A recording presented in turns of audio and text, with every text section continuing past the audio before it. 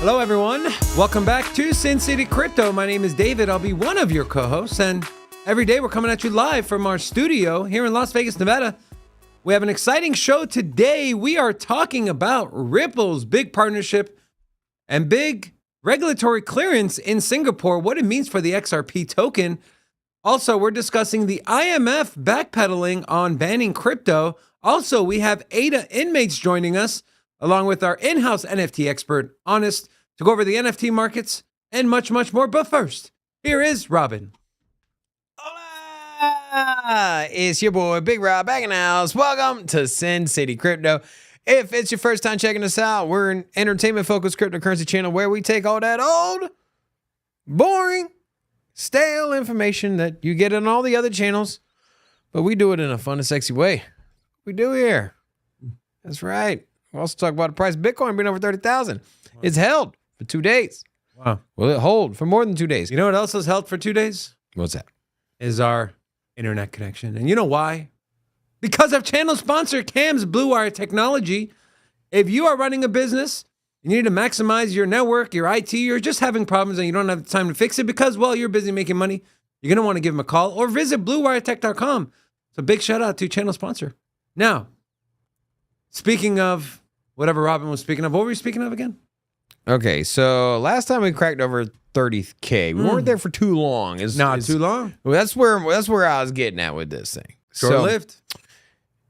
Let's see, I'm looking at the yeah, I mean, going back at the chart here, we were over 30K for 2 days.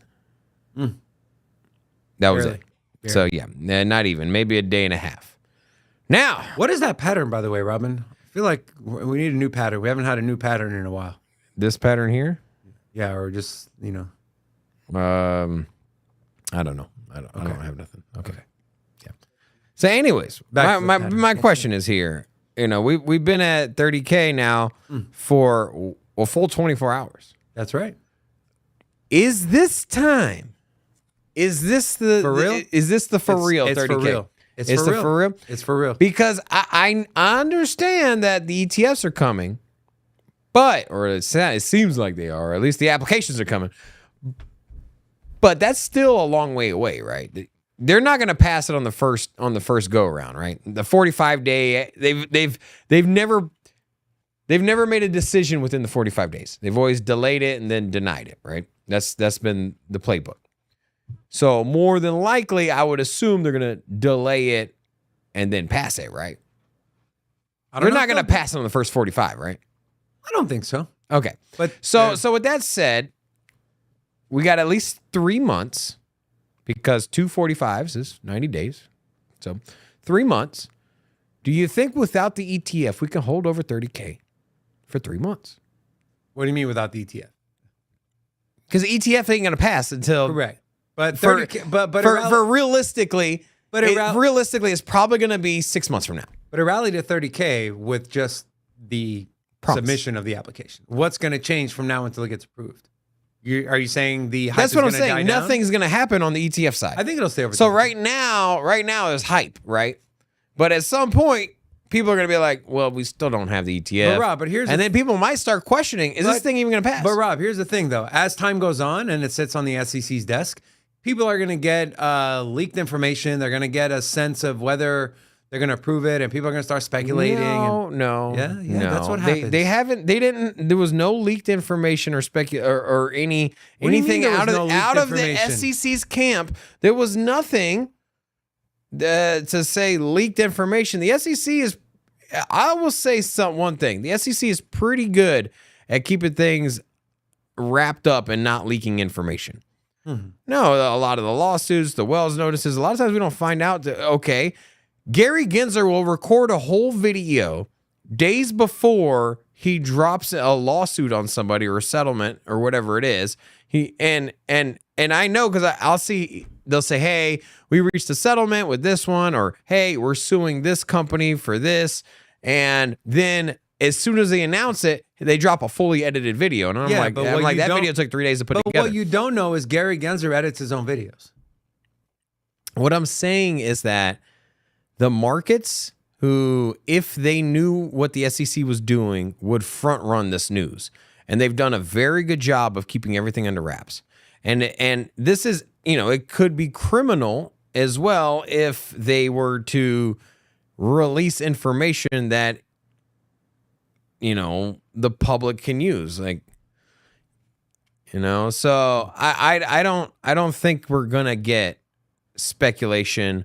I mean, we'll get speculation, but I don't think we're going to get any official leaked documents from the SEC, and at least not anything that'll be taken seriously. That's my opinion.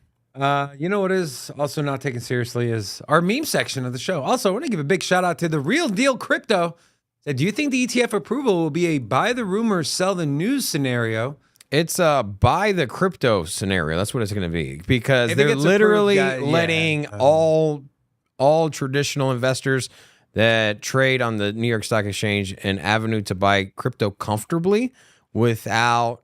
And remember, if you bought through Grayscale, you had the 2%, and then it was a nightmare trying to sell and buy it. You couldn't just get in and out.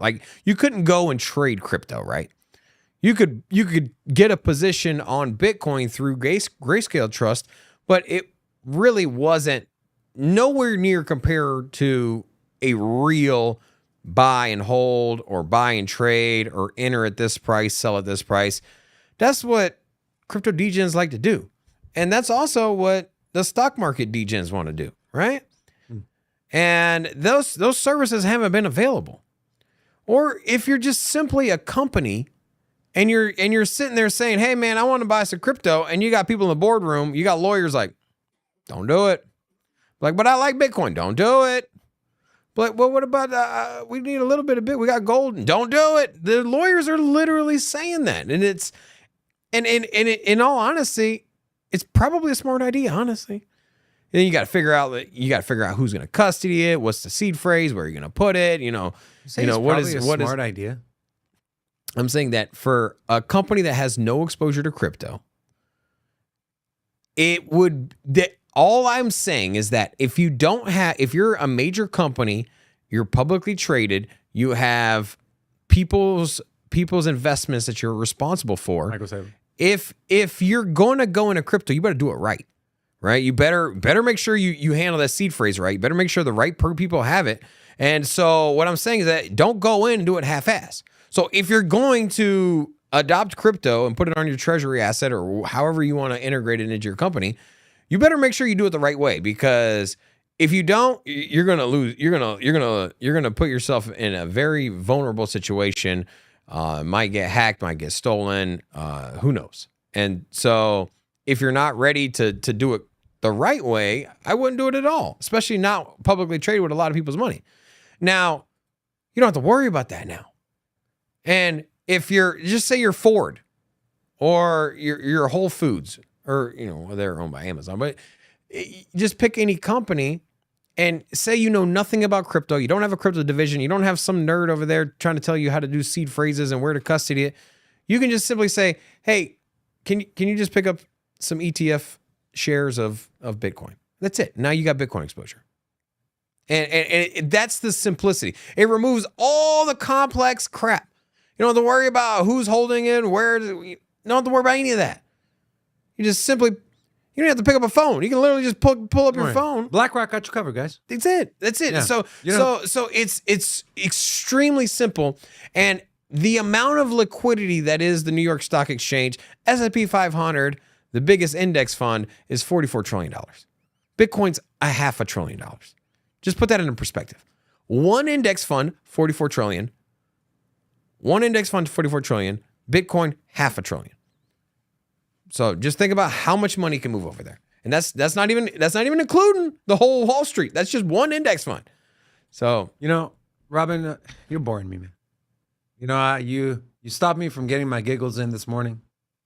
I got to start the show off with giggles, and you've thrown me off. Well, now we're getting to our giggles. All jokes aside, I agree with what Robin said. People want to know, well, not only what Robin said as far as the practicality of having exposure to Bitcoin, but knowing that essentially if the SEC passes a Bitcoin spot ETF, they're saying they're giving it the stamp of approval, regulatory clarity is here. That'll bring the masses in. So all jokes aside, what Robin said is 100% correct. Now, this is also 100% correct. So make sure you read the subtitles along with this one.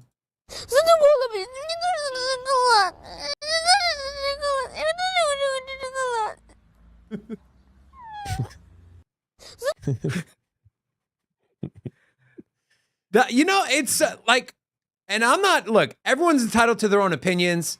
People come up with price targets, but the people that kept calling, and it could still go to 10K, but that is why you don't just listen to one person, right? If you don't listen to one person who's been saying, don't buy, 10K is coming, 10K is coming, 10K is coming. You didn't buy at 15.5, you didn't buy at 18, you didn't buy at 20. It's not about don't buy or buy. It's just DCA, man. That's it. Especially DCA in the bear market. You're not going to be able to time the bottom. And so if your favorite analyst is telling you 12K, then cool. Buy it all the way down to 12K. And if it doesn't get there, then wait, you bought on the way down. Geronimo said, is that a young Dave? No, it's not. That looks like a young Nikola Jokic who just won the championship. Is there now, Rocco get and barbecue pizza? Rocco and Robin, you guys are going to get a kick out of this one. This is thanks to our friend Brokioshi, who brought this to my attention. So guys, enjoy at my expense. Our dog couldn't contain her excitement when seeing some barbecue chicken pizza. So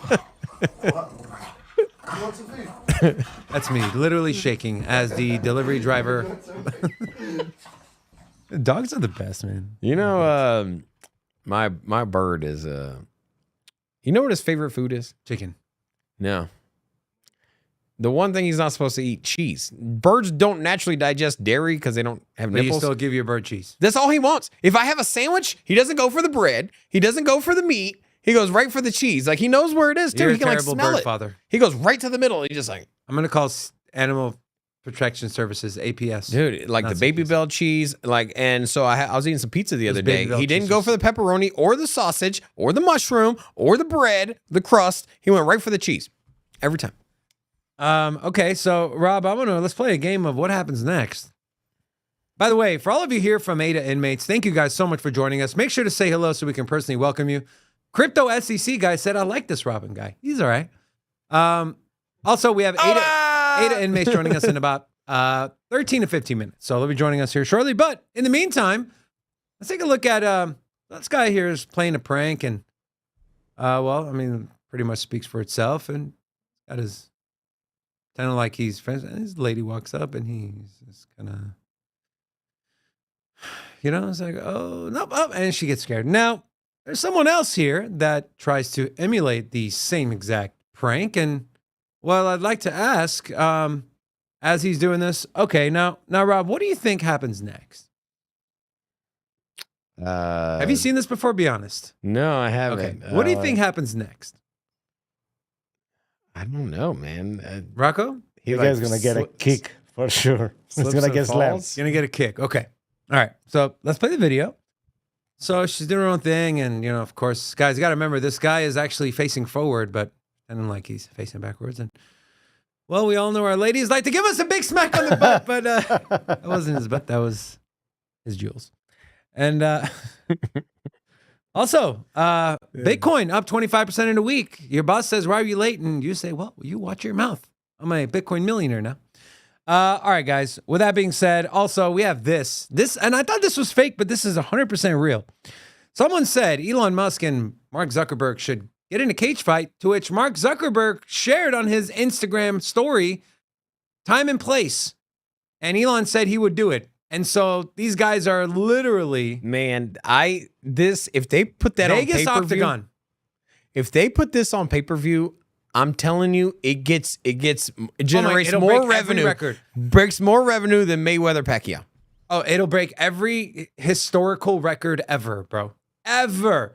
People hate Zuckerberg and people love Elon Musk. Okay, who you going with, bro? Elon Musk all day long. No, man, I'm telling you, Zuckerberg he's done a lot of jiu-jitsu, man. And that's true. And he's been training for like, but yeah. I don't know, man. Wait, but Elon has this move. He said it's called the walrus, where he just lies on top of his opponent and does nothing.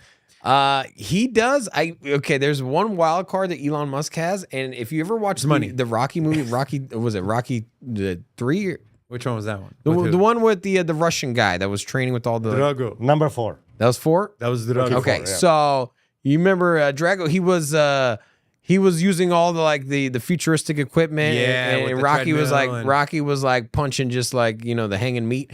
And I'm telling you, Elon he's got the computer chip, bro. What's it called? The Neuralink. The Neuralink. Stupid. And I'm telling you, he can you seen the Matrix, bro. He gonna put the Neuralink in. He's gonna download like karate, and next thing you know, he's like, yeah, dude, he's gonna be out there. He'll be dropping a hammer, bro. Sick moves, bro.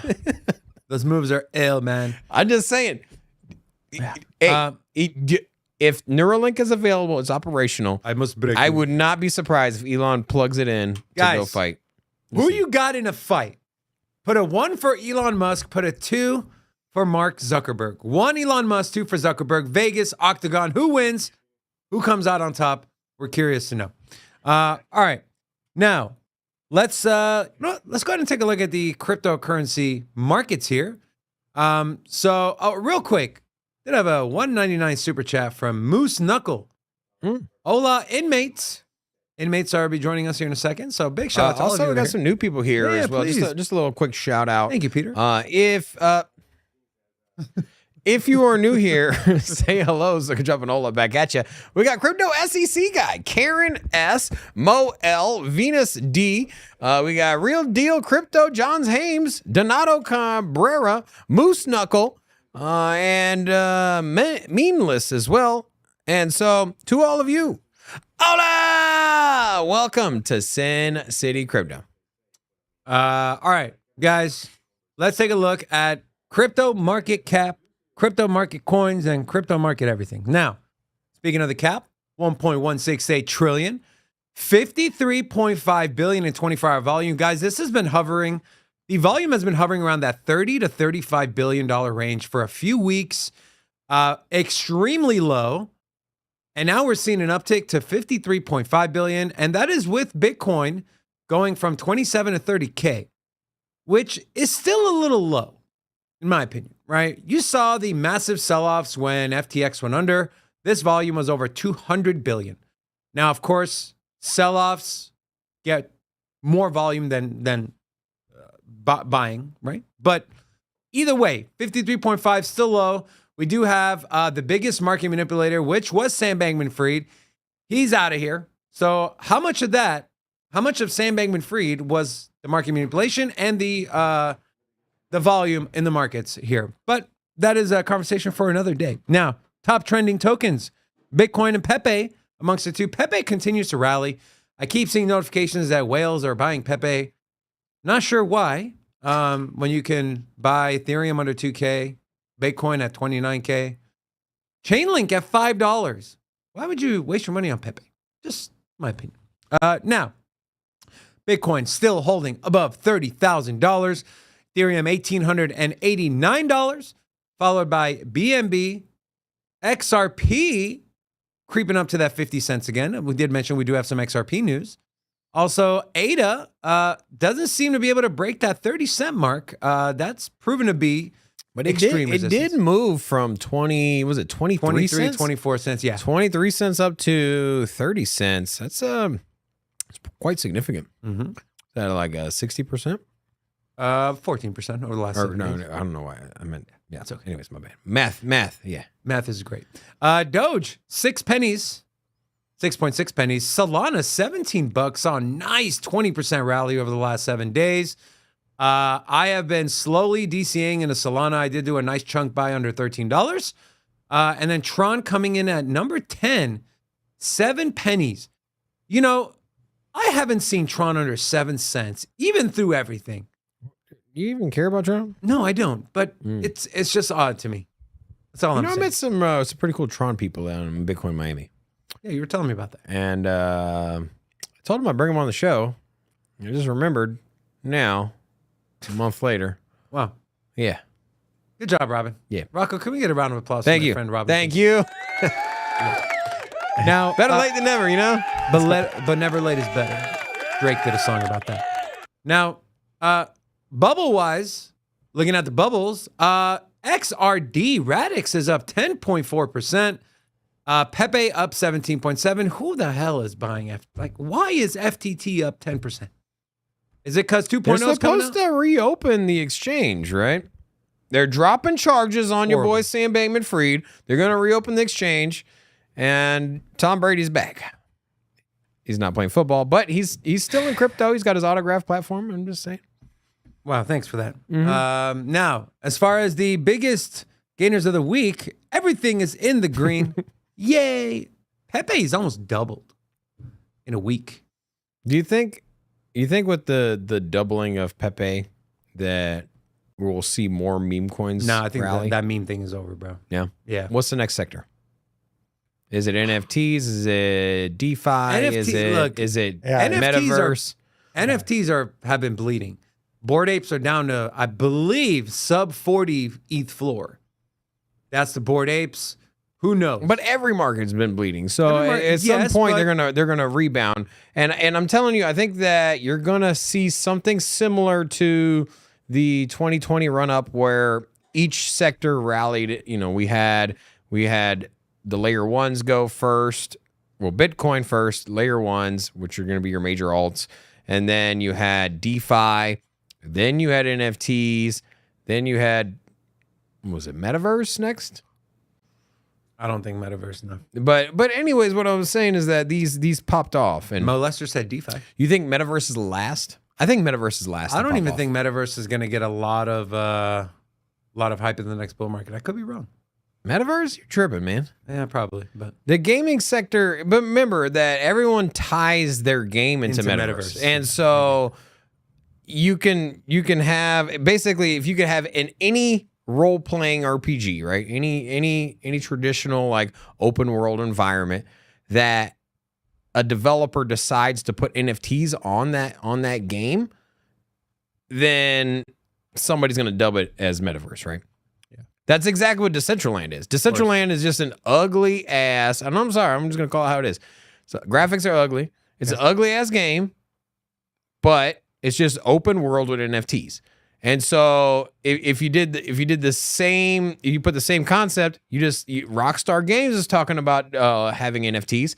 Just imagine what would happen if Rockstar Games had NFTs in their Grand Theft Auto franchise. That's more of a real metaverse, as they're dubbing it, than Decentraland and Sandbox. You can't even play the game with a VR headset. You got to have a computer screen and a mouse. Like, yeah, Decentraland is. I watched Ready Player One. The guy was not using a computer screen and a mouse. He had a headset on. That's all I'm saying. And with the new Apple headset, you can make that happen. But the thing is these they're coming down the pipe. Ooh, man, that Apple headset, man. You buying one for us or what? I'm gonna buy one for myself, man. Of course you are. Yeah. Anyways, guys. We don't want to wait. We don't want to keep you waiting any longer. We're going to bring on our first guest today. We have the warden of Ada Inmates, Mr. Martin Hansel. Rocco, let's patch him in. Martin, how you doing, my friend? How's it going, guys?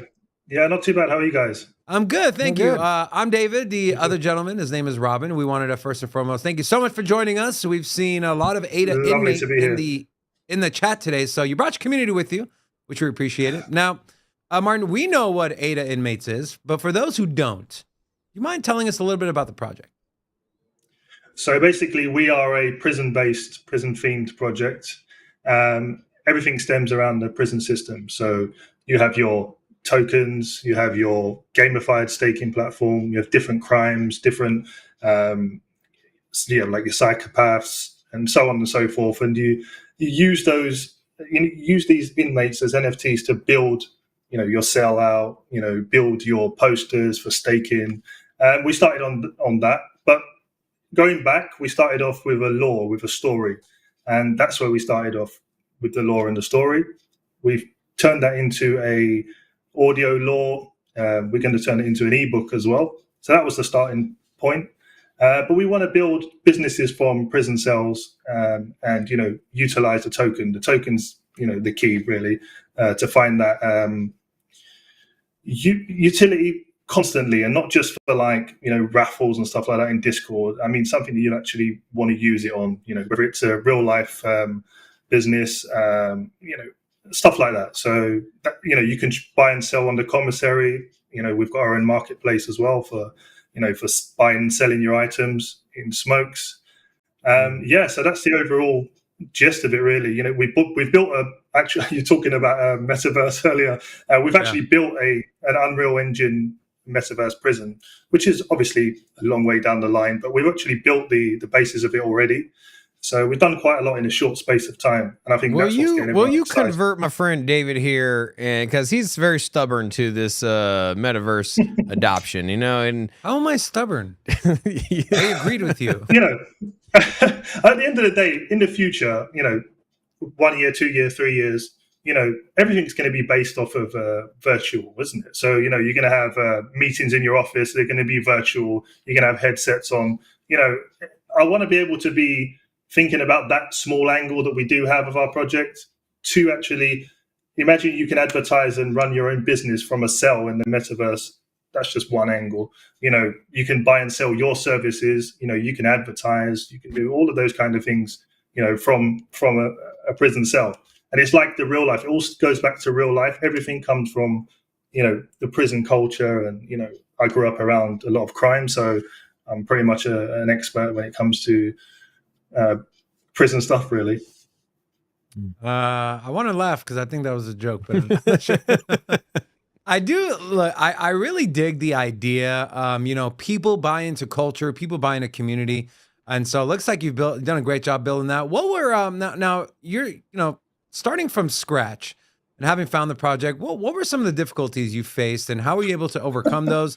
We know the NFT community can be extremely impatient, B, the smallest hiccup, or you don't communicate every 10 minutes. Oh my God, they're going to rug us, whatever the case may be. Yeah. What were some of your biggest challenges, and what were some of your biggest obstacles that you conquered in the road to where you are today? So the first thing is that I went into NFTs and I didn't see founders anywhere in the Discord. You'd see them once a week or on announcements. And you can't disrespect people's money and investment. That was the biggest thing about it. People having a say, delivering what you say you're going to deliver in a fast time frame. Because, like you said, the NFT market goes so fast. If you're not on the ball tomorrow, your project could be finished, really. So it's just about delivering the roadmap, delivering everything you say you're going to deliver, and then people, they get comfortable in the sense, that they're okay with you looking after their investment in an NFT. At the end of the day, me personally, I want someone that I can trust, to deliver a product and deliver in a timely manner.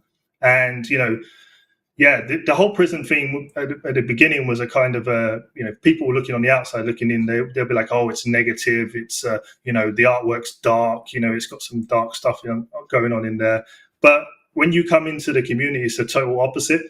Everyone's like a big family. We're in, the voice chats, we're in there like for 2, 3, 4, 5 hours at a time, just talking about daily life. That kind of community where you can actually have contact with a founder who's not, a founder is one of the, the family, one of the inmates as well, that can actually, have a conversation and not just think about always, let's think about money and stuff like that. It's building that family and community first, and then delivering the product. If you don't deliver the product, it's finished. Bingo. I think you hit the nail on the head. Building the family and the community first. That was, for us here at Sin City Crypto, there's a lot of competition out there, but we kind of rooted ourselves in community first. Everything we do will be thinking our community will be at the forefront, and we also want our community to feel like they're part of the team, they're part of our channel. So I think in that you guys have done a great job. I don't think Rob had a question for you as well. Oh yeah, I know we have. Last year we were at the CNFT. I think it's rebranded to NFT XLV. Are you? Were you there last year? Are you planning on going next year? So we wasn't there last year because we only minted in February the main collection. Oh, okay. So yeah, as you can see, we've done quite a lot in a short space of time. But once we minted out, the first thing we did was bought the biggest booth. And, we're going to create ourselves a prison cell with an electric chair and stuff like that this year. So that's what we're doing this year. This year? We're going all out. Yeah, we'll be there in September, end of September. Well, make sure you... We will be there. Make sure you also come by and visit us. Our studio's right off the strip. 100%. So, 100%. Can I just say, by the way, this is the, most organized interview I've ever seen. I've never seen people so organized and professional. So well done, guys. Appreciate it. Thank you, man. We really appreciate it. We take a lot of time and effort. And so, yeah, we appreciate it. And we definitely appreciate you coming on, Martin. If people want more information on Ada Inmates, where can they find more information? I know you guys have a Twitter handle. Do you have a Twitter handle as well that you want to share with people? No, it's just at Ada Inmates and adainmates.io. Yeah, and then you've got the Twitter links the Discord links on Twitter. Awesome. So, yeah, come check us out. Definitely. And Martin, we look forward to meeting you in person. Thank you so much for joining us. Your community, they seem great. We hope they stick around, and we hope to talk to you again soon, my friend. Take care. Thank you very much for having me. Cheers, guys. Appreciate it. Take care. They got the biggest booth. They're going to build a prison thing. That sounds kind of dope. That sounds dope. By the way, guys, we will be at formerly known CNFTCon, now known as NFT XLV. And so we're actually working with the founders to get you guys, to get Sin City Crypto community a little discount if you guys want to come visit. So that would be great. Now, let's talk a little bit about, let's first talk about Jerome Powell here, okay? So Jerome Powell testified in front of the House yesterday. Today, he testified in front of the Senate. Well, spoke a lot about, now, this wasn't a crypto hearing or anything. It was just about where the economy is, where the market is. And of course, people hang their hat on every last word that Jerome Powell says. And today, what he said was he ruled out rate cuts in the short term. Jerome Powell had ruled out the possibility of interest rate cuts in the near future. On Wednesday, the Fed chair said the interest rate pause was temporary, saying the inflation remained higher. He said, quote, "We don't see that interest rate cuts happening anytime soon. The test for that is that we are confident inflation is moving back down to our 2% goal. I think by the end of 2024, the median participant would vote for some rate cuts, the median participant." Now, Rob, we all know, I believe it was Mike Tyson said, everyone has a plan until you get punched in the face. You think mouth. Punched in the mouth. Sorry, that's right. And it was Mike Tyson, correct? Yes, it was. Thank you. Everyone's got a plan until they get punched right in the mouth. Now, 2024, the end of 2024, if that is true and that is the case and we remain higher for longer, what kind of impact do you think that can have on the price of crypto and Bitcoin? That if what? Hold on. Say that last part again. So everyone, they paused it, right? Everyone's like, okay, we're going to get cut soon. If we go through the end of this year, through almost the entirety of next year with no rate cuts, do you think that would suppress the price of Bitcoin and crypto? Or do you think with the halving, with the Ripple lawsuit, with the ETF, that won't matter? If we don't get a cut, this is what's going to happen. If we don't get a cut for 8 months, is six months to a year is kind of what you're saying, right? So if we don't get a cut within 6 months to a year, then what we're going to be looking at is that's the new norm. And so from there, it's not dramatic. And so before, when we went from 0 to 0.25 interest rate hike, it was dramatic because they're like, oh my God, now there's no more free money. The narrative has changed. Now, but there was a long period of time where the interest rates were around 2%, right? And that was the norm. That's where it traded. And so when the new norm became 0, the environment was different, but then it got acclimated to it. When the rate was 2%, it was different, but it got acclimated to it. So if we go a year at 5% interest rate for the Fed funds rate, then at that point, that's the new norm. So people are going to start trading and hiring and moving their business. And so if nothing's changing, your businesses are still going to grow. They're going to expand. They're going to hire people. They're going to offer products and services. Companies that are profitable are going to move profits around. Companies that are not profitable are going to cut the fat. And that business is going to operate as normal. You just have to operate within the confines of what you have. Confines. Yeah. Inmates. So, anyways, I don't think it's going to be as dramatic as you think. You think if we're at 5% for a year, it's not like it destroys the globe. Is where I'm getting at. It's not gonna crash the economy. I just think that the world learns how to live in a new norm. But I don't think that's going to happen, because what I think is going to happen is that between now and then, in the next 6 months to a year, something's going to happen globally. It's going to give them some excuse, and it's going to be some new event or new war or whatever it is, and then they're going to be like, guys, we have to do what's right here. We got the best interest. I mean, they printed I forget. I was looking at the charts. They printed so much money when SVB went under. Silicon Valley Bank, 300-some billion. Yeah, in 48 hours. Yeah. 48 hours, they had reversed 2/3 of what they had cut over the span of I think it was like 6 months. Yeah. And so they had cut all of this debt off of the balance sheet, and then they just printed instantly like 60% of what they had cut in 48 hours, and they justified it by saying we had to make sure that there wasn't a runaway bank run and all of this jazz. So, yeah, man, I don't think we get that. I don't think we go that far, because remember, there's all kinds of things happening right now that are pretty dangerous, right?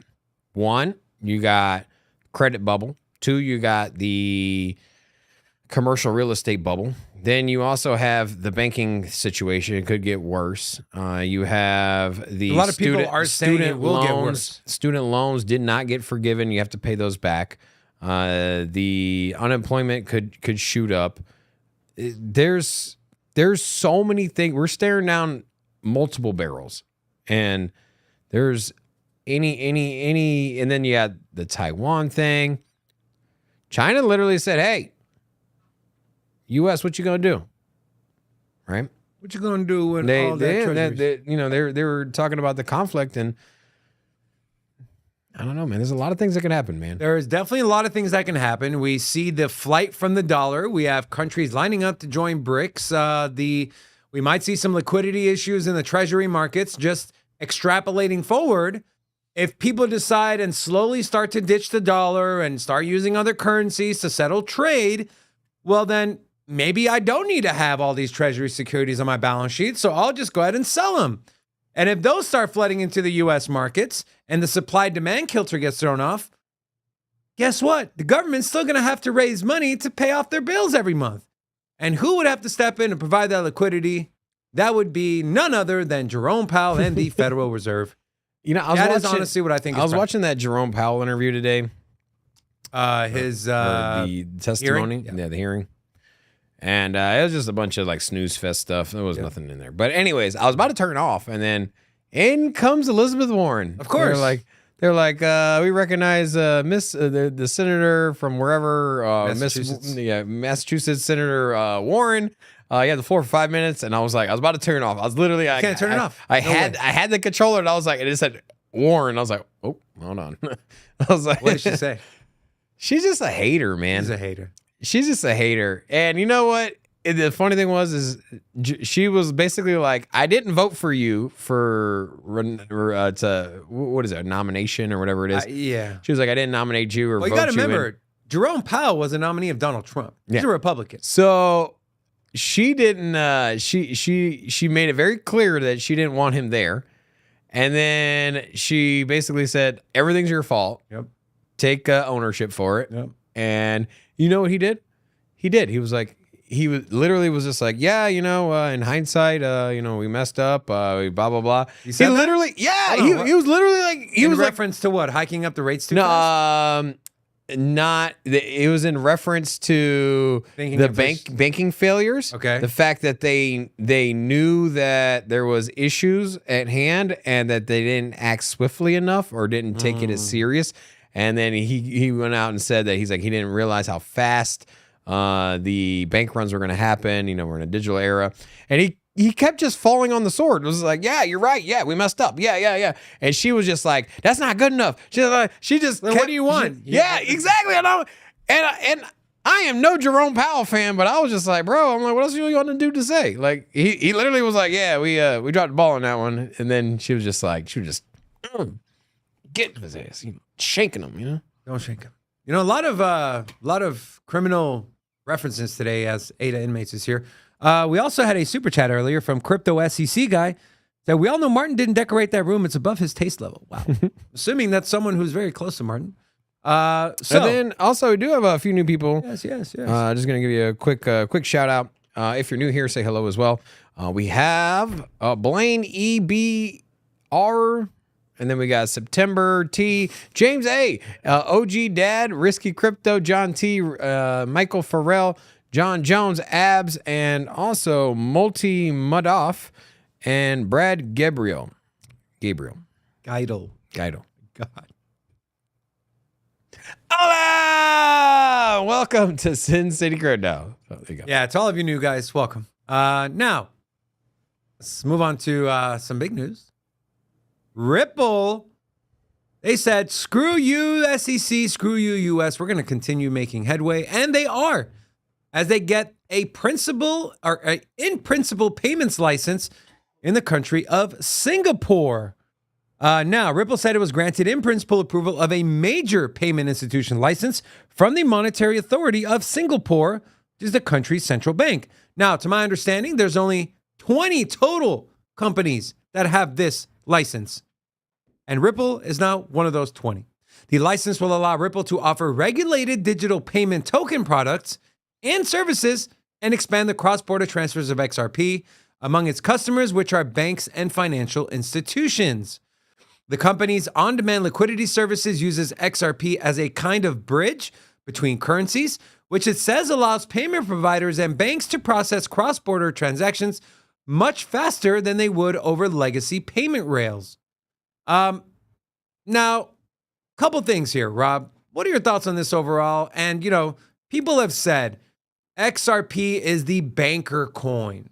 Does this just continue to add to that narrative? And is that necessarily a bad narrative? It's emerging technology that's way more efficient than what we have now here in the States and even in the EU. And even the EU is more progressive than we are. We're so far behind. I work in the restaurant industry, or at least I used to. And you know how many people came in from internationally? They're like, where's your credit card machine? I'm like, I got to take your card. Like, you got to take my card? Like, can I tap it? I'm like, no, you can't tap. Like, the infrastructure here is so outdated. The fact that you swipe a card takes 3 days for it to process. Yeah. I sold a ticket on StubHub, and it's been 2 weeks, and it's still processing. That's terrible. I called them today. They're like, yeah, it should be there in about 1 to 3 days. I'm like, it was. But you know what they did take real quick is their fees, right? Hell yeah. Shoot, man. You know how much they made? They made over $400 on me. And then when I sold it, because I had bought a ticket, didn't go, or I'd bought a ticket, then we ended up getting other tickets. So I ended up selling the ticket I bought. So they charged me twice, one I bought, one I sold, and then they charged the seller originally and then the buyer originally. So they probably made a good $700 off of me, like off of that ticket moving around. And you said they literally did nothing. No, they did nothing. Not at all. Anyways, the payment processing is super inefficient, and blockchain solves that. And if we're gonna just quickly touch on ticketing, NFTs, and oh my God.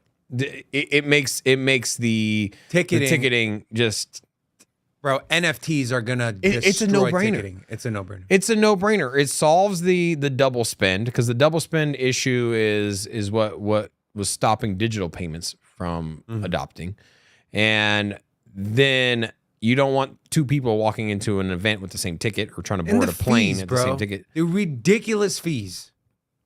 It'll literally get rid of every single intermediary, like Ticketmaster, like StubHub, like Vivid Seats, all those leeches that take 20, 30% on both sides. Yeah. On both sides. It's ridiculous, dude. This dude, tell him about all the money StubHub made, just real quick. Well, and how much of that money is going to go back into... I did. I already said that. Okay. I said they made $700 on me. Okay. Sorry, I messed up. Say it again. Say it again. Forgot to Q-tip one more time. Literally went down the whole breakdown on like how four people made money. And come again. So anyways. One more time. So let me tell you how StubHub made money. Don't give me crap, bro, because I say stuff and you forget all the time, and that was 5 minutes ago. Anyways. So either way. It's simple, fast, cheap, efficient. countries that don't have the payment infrastructure already installed are going to do something cheap and fast. Young people, young countries, they go to faster, cheaper, easier payments, right? Nobody's writing a check that is 20 years old, right? Nobody's opening up a savings account that's 20 years old. What they're doing is they got the Cash App. They have, all kinds of different Twitter. It was an upgrade. There's all kinds of different. Right now, there's so many different options for fintech and moving money around that the younger generations doesn't want to walk into a bank, sit in a lobby for 2 hours just to fill out some paperwork to be told that you need to pay $15 a month for your account, when all of a sudden you can just get a wire or a WYRE Wire. Yeah. And then there's just a lot of companies. I mean, even what's it called? Anyways, I'll come back to me. But it makes sense to go with these startup new fintech, right? And it's the same thing for new countries. So they're instead it's easier too. Yeah. So I know Singapore's not a new country, but they're not at the development financially that the U.S. That is why there's so much hype around the continent of Africa. Speaking of hype, big shout out to Biomex, 1999 Super Chat. Inmates in Vegas brought together to thrive. Sin City Crypto, the best entertainment around. Can't agree more. CNFT Con, which is also now known as NFT XRP, is going to be lit in the electric chair. We will be there. And we look forward to seeing all of you inmates and everyone else at the event. Now, speaking of events, we have an event of backpedaling. And, well, who backpedaled this time? Well, it's none other than your favorite, the IMF, the International Monetary Fund. Now, apparently, banning crypto may not be an effective long-term strategy. Guys, remember, this was also the country that held up El Salvador ransom, held up Argentina ransom. And you guys think I'm kidding. I'm literally not. They held the country and the government of Argentina and their people ransom. They said, we know your inflation is high. We know you need money, but we'll only give you the money if you denounce cryptocurrency. And they did, because they had to. Now they're backpedaling. This is why, I showed the clip yesterday of Jerome Powell with a defeated look on his face and a deflated tone of voice, said, yeah, crypto does seem to have staying power. They are now at a stage where they understand there is no way. They fought us, they tried to fight us, and now they realize we cannot win. Well, what are they doing? A, they're trying to save face, and B, they're trying to push us out so they can get in and front run everything like they've done in every industry. Well, guess what? It's funny. It ain't happening here. You know what it is that I think they just figured out they can't ban it. That's really all it is. It's IMF warns banning crypto may not be effective. I think that they were sitting there in their little war room there. I just imagine an Austin Powers clip where they're all sitting around this big long table talking about how do we get rid of this crypto thing? and they just, I think after about 2 years, they're like, you know what? China tried to do this. India tried to do this. U.S. is trying to do it. China reversed. Yeah, exactly. India reversed. Yeah. And they just launched an ETF. Russia reversed. And BlackRock is, you know what? I don't think this banning thing is going to work. I don't think we can. Rob? And I'm sure that somebody at that table was like, how do we shut this thing down? And they're just like, you can't. Rob, this represents a tinfoil hat here, okay? I'm putting my tinfoil hat on. That is not a tinfoil hat. It's just play along. BlackRock comes out and files for an ETF, and all of a sudden the IMF backpedals. That's all I'm saying. That's all I'm saying, bro. BlackRock files an ETF, IMF backpedals. Coincidence? I think not. BlackRock runs the world. No, I'm just telling you, they're seeing that the countries that are the most influential, even if they try to get rid of crypto, can't. And you know the saying, you can't beat them, join them, right? That is a good saying. Meaningless said, Andrew Tate told me you are geeks. I don't know if I want to watch you anymore. Please don't leave. Stay.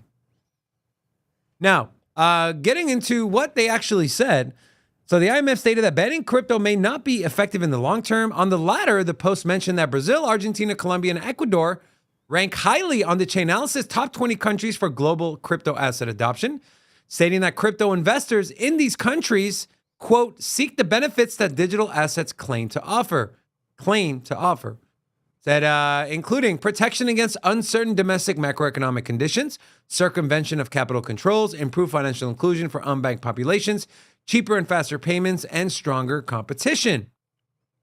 And then they go on for crypto risks and say, furthermore, the IMF stated that although some countries have banned crypto, this policy strategy may not work in the long run. It added that countries should instead address factors related to the crypto demand. It went on to say, instead, focus on addressing the drivers of crypto demand, including citizens' unmet digital payment needs, and on improving transparency by recording crypto asset transactions in national statistics. So there you have it, guys. Real quick, I do got some breaking news. And so since we've been on the NFT and Web3 subject here recently, I figure it's what a better time to talk about that. And now we have Eminem sold his Bored Ape. Yeah, so here's his Bored Ape, and here's the transaction 12 hours ago per Altcoin Daily. I haven't looked into this, but I would assume it's probably legit. Wow.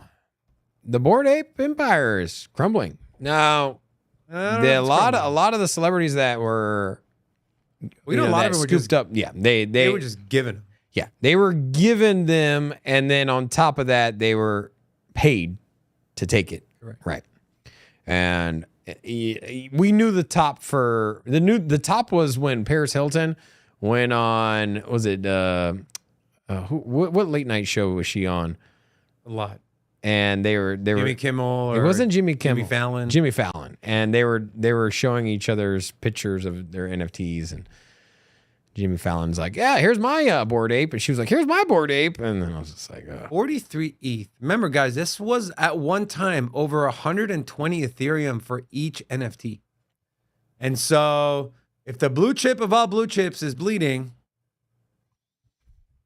I think that the ecosystem is faltering, right? You can only give away so much, right?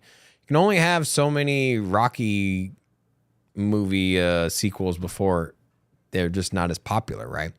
And what has Bored Ape and Yuga Labs hung their hat on? It was the next big thing. It was Bored Apes, Mutant Apes, then you had the Kennel Club, and then you had the Ape Coin, and then you had the Metaverse, and you can only kick that ball so far before they're like, okay, where's this Metaverse at? Where, like, how many more NFT drops am I going to have? And you can only squeeze so much out of the ecosystem before there's no more juice. And you just really need to have utility. And maybe it should just focused on just the Bored Apes.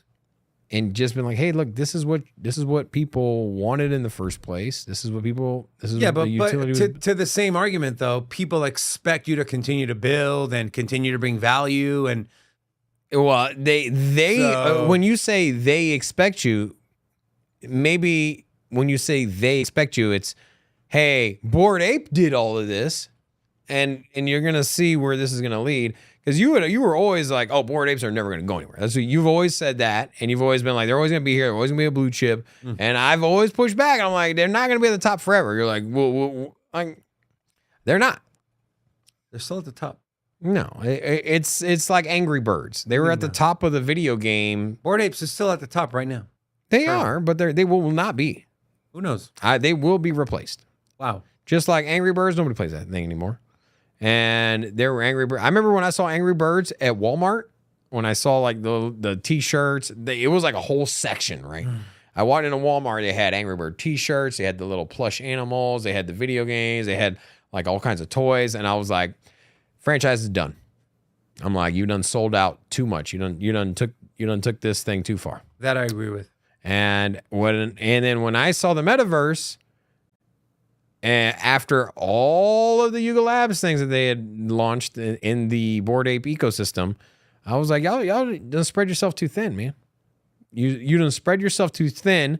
And then what ends up happening is you onboard all these users that are expecting the same returns as the Bored Ape. And one by one, they all get disappointed. You know, that Dookie Dash was so bad. You know, there was so much hype for that Dookie Dash. You know, I want to move on from Dookie to not Dookie, because what's not Dookie is another. So this is from AP Abacus. So this dude's been pretty spot on with his tweets, man. Okay. I don't want to say he's been 100% right, but damn near close. There's a hearing, or he's hearing expecting another 5 to 6 entrants for spot ETF. You know, there was and I put this in our Discord. Anthony Pompliano did a video. He had 2 ETF experts on there, which, by the way, we're going to have one of them on our show tomorrow from Bloomberg. So you're going to want to stay tuned, or you're going to come back for that one. But one of them brought up, I can't remember if it was James or Eric. They brought up that what the SEC is not going to like is with BlackRock filing, they're going to get a slew of new ones being filed in, which is exactly what we're seeing. And then you had this as well. Bitcoin ETF printer goes burr as Valkyrie refiles with the SEC under the ticker burr, BRR. So the floodgates have opened. Valkyrie is going to burr ticker? Burr, yeah. And you wanted to get rid of the word altogether. Shame on you, Robin. Shame on you. Money printer go burr. Stop it. Does that remind you of your bird, Larry? Dude, that dude never shuts up, man. The bird? I know, it's pretty annoying. You know, if you want an animal that just gives you unconditional love, Quaker parrot. They are super attached. Lies. Dogs. They will always, all they want to do is just like hang out with you like all day. But God forbid you like peace and quiet, because if you're not next to him, he's like, hey, cheap. And just like, good Lord. Cheap. Robin is cheap. You know what's not cheap is, well, you know what is cheap also is joining our Discord, because it's free. Do yourselves a favor. I want to give a big shout out to Crypto Billy and Biomex and the rest of the mods in our Discord. They've revamped the whole thing. If you guys are not in our Discord, do yourselves a favor. Go join. A lot of great conversations in there. Rob pops by once every I will go to the moon. Discord today. If you want to chat with Big Rob, get some one-on-one, I will be in there. Whoa. Rocco, in breaking T-minus news. 15 minutes. I will see you in the Discord in 15 minutes. Roll the banner. Unbelievable, guys. Stop the presses. We hit the jackpot. Robin will be communicating. All jokes aside, guys, go in there. Rocco's in there. I'm in there. Rob's in there. Our community is amazing. They're always looking out for people. They're helping each other out. None of the BS. I mean, of course, there's BS everywhere, but I feel like we're a pretty tight-knit community. So if you want to be a part of that, go join our Discord. The link is, Rocco, can we cue the link up there from our dearest friend that we're not paying, Nightbot? Also, go follow us on Twitter at Sin City Crypto 1. Go follow us on all of our other social medias. If you want to support the channel, there's plenty of ways to do so. Go to the description of this video. Also, a big shout out to channel sponsor Cam's Blue Wire Technology. Today's show and every show this week is brought to you by them. If you want more information on how they can help your business scale, go visit them, bluewiretech.com. And finally, subscribe if you haven't already subscribed. And second, finally, Rocco. Friends and family, thank you guys so much for tuning in. To all the new people, Jimmy Bitcoin is new. Jimmy Bitcoin is new. Love you guys. See you tomorrow. See you this is the big Sin City Crypto. Everybody know we here for entertainment and info. Gonna show you how to get that big dough. So every day stay tapped in for big facts, no capping. With Bitcoin, if you're in, then you win. We divide the pie with no fraction. It's Big Rob, David. I split the game, but they gave it. Name the coin, it's your favorite. I got dry powder, why save it? To the OGs, new beginners. Special shout out to the well members. Buy a dip, sell winners. Ain't really nothing you can tell sinners. Tune in for the latest new flavors. They gonna teach us mean coins. They polarizing like barbecue chicken pizzas. I laugh with a major grin. Laggers, we trade them in. Baddies, they came to sin. And sinners gon' play to win. Screaming hola till my bags are flowing over. Hold ya to the moon and to the solar. Won't I? Don't be letting FOMO control ya. It's over.